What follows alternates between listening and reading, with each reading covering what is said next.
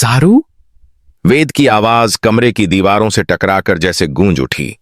हवा में अजीब सी ठंडक फैल गई थी।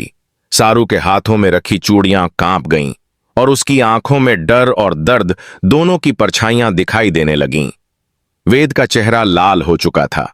उसकी आंखों में वह तूफान था जो अब रुकने वाला नहीं था।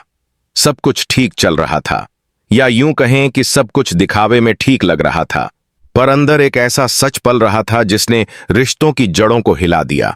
और जब वो सच सामने आया तो वेद जैसे टूट गया। वो शाम किसी आम शाम की तरह शुरू हुई थी। घर में पूजा चल रही थी, सभी खुश थे। लेकिन तभी अनिका ने एक कागज का लिफाफा सारू के कमरे में गिरा दिया। उसमें वो सच्चाई थी जिसे सारू पिछले कई महीनों से छिपा रही थी। वो एक ऐसी फाइल थी जिसमें पुराने रिकॉर्ड, फोटो और कुछ ईमेल थे जो साबित करते थे कि सारू ने कभी वेद से कुछ बातें छुपाई थीं, वो भी उनकी शादी से पहले। वेद ने जब वो फाइल खोली तो उसकी आंखें अविश्वास से फैल गईं।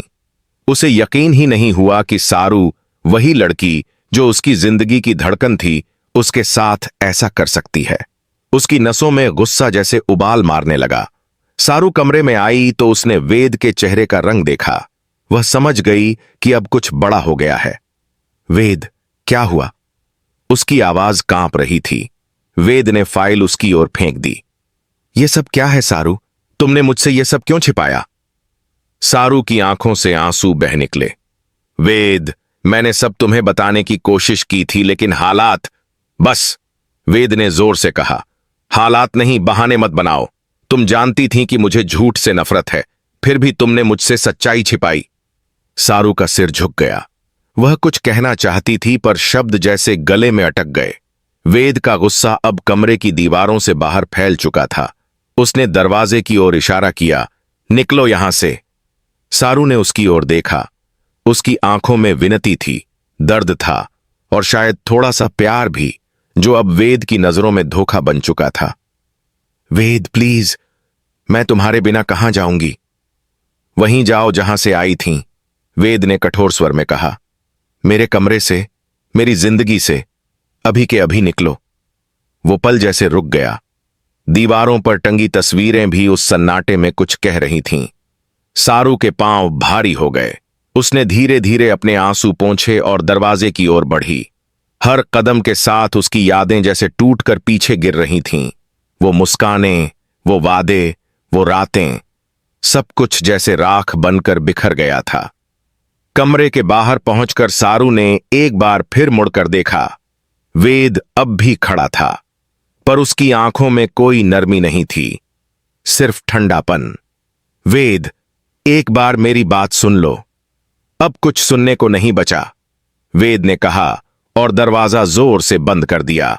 दरवाजे के बंद होते ही सारू का संसार जैसे खत्म हो गया।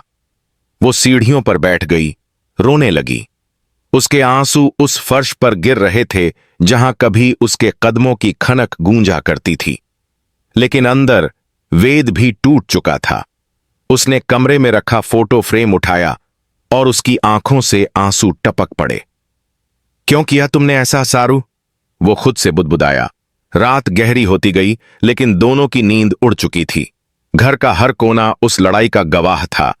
एक ऐसा रिश्ता जो सच्चाई के बोझ तले दम तोड़ गया था। सुबह की पहली किरण खिड़की से कमरे में आई, लेकिन अब वो कमरा खाली था। सारू जा चुकी थी। वेद ने बिस्तर की तरफ देखा। तकिए पर अब भी उसका दुपट्टा रखा था। उसकी खुशबू अब भी हवा में थी, पर अब वो सुकून नहीं दे रही थी। वो याद दिला रही थी कि किसी ने उसे धोखा दिया है। वेद ने खुद को काम में डुबोने की कोशिश की, लेकिन मन बार बार उसी ओर लौट आता। हर वो पल जब सारू ने मुस्कुराकर उसे देखा था, अब जैसे ताने दे रहे थे। क्या वो सब भी झूठ था? उसने खुद से पूछा। दूसरी ओर सारू अपनी दोस्त के घर रुकी थी। उसकी आंखों के नीचे गहरे काले घेरे थे। वो खाना नहीं खा पा रही थी। बस एक ही बात उसके दिल में गूंज रही थी, काश मैं पहले सब बता देती।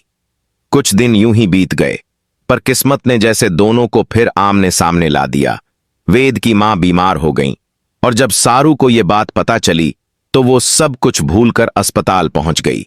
वेद वहां पहले से मौजूद था, दोनों की नजरें मिलीं, वो नजरें जिनमें कभी प्यार था, अब बस दर्द था। तुम यहां क्यों आई हो?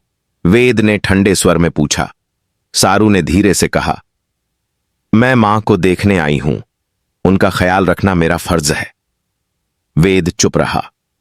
अंदर का गुस्सा अब थोड़ा कम था, लेकिन अहंकार अब भी जिंदा था। रात को जब वेद अस्पताल के कॉरिडोर में बैठा था, उसने देखा सारू मां के पास बैठी थी, उनके हाथों को सहला रही थी, प्रार्थना कर रही थी। वो दृश्य देखकर वेद के दिल में कुछ पिघला। शायद वो अब भी उससे प्यार करता था, लेकिन सच्चाई का घाव बहुत गहरा था। कई दिन बाद जब मां ठीक होकर घर आईं, तो उन्होंने वेद से कहा, बेटा, अगर तू सच में सारू से नफरत करता है तो उसे भूल जा, पर अगर तेरे दिल में अब भी उसके लिए जगह है तो उसे वापस ला। वेद ने कुछ नहीं कहा, बस चुपचाप अपनी मां के कमरे से निकल गया। रात को उसने पुरानी डायरी निकाली, जिसमें सारू के हाथ से लिखा एक नोट था।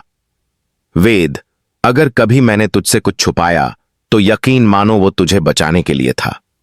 वेद के हाथ कांप गए।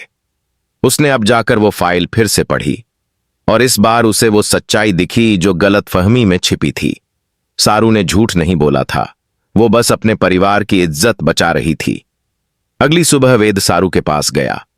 सारू मंदिर में बैठी थी, आंसुओं के साथ भगवान से बात कर रही थी। वेद उसके पीछे जाकर खड़ा हो गया। सारू।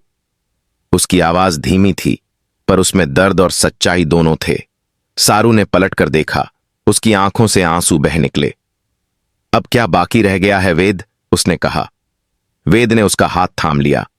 बाकी सब मिटा दूंगा, बस तू फिर से लौटा। सारू का दिल पिघल गया। उसने कहा, वेद, अब मैं वही गलती नहीं दोहराऊंगी। सच हमेशा हमारे बीच रहेगा। वेद ने उसे गले से लगा लिया। आसपास खड़े लोग बस यही सोच रहे थे कि जब प्यार सच्चा हो तो हर सच्चाई का दर्द भी रिश्ते को मजबूत बना देता है।